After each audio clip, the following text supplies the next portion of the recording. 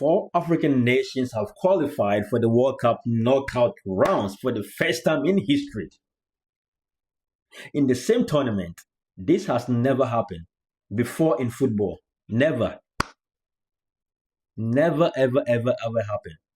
I want to talk about something that has genuinely never happened before in football.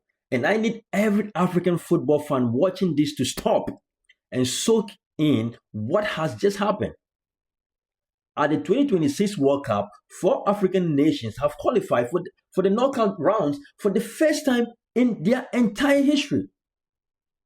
In the same tournament, Cape Verde and Egypt became the latest joining.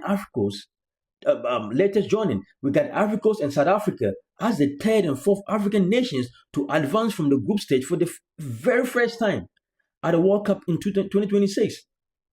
Let me name every one of them and what they did to get here. South Africa beat South Korea to qualify, first ever knockout round appearance. Ivory Coast beat France before the tournament, won in the 90th minute versus Ecuador, led Germany at the World Cup, first ever knockout round.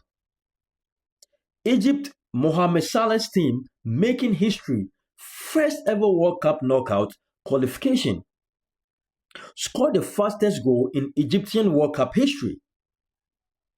Cape Verde held Spain with 27 shots against them, drew with Uruguay, qualified as the smallest nation ever in World Cup knockout history in their debut tournament, and alongside them, Ghana through as the best 3rd place team. Morocco already in the knockout, having held Brazil. This makes 2026 the greatest group stage in African football history. People said Africa couldn't compete at this level. People said the expanded format would expose smaller nations.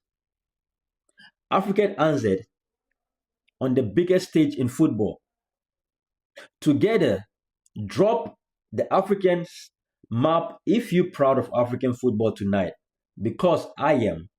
Drop it.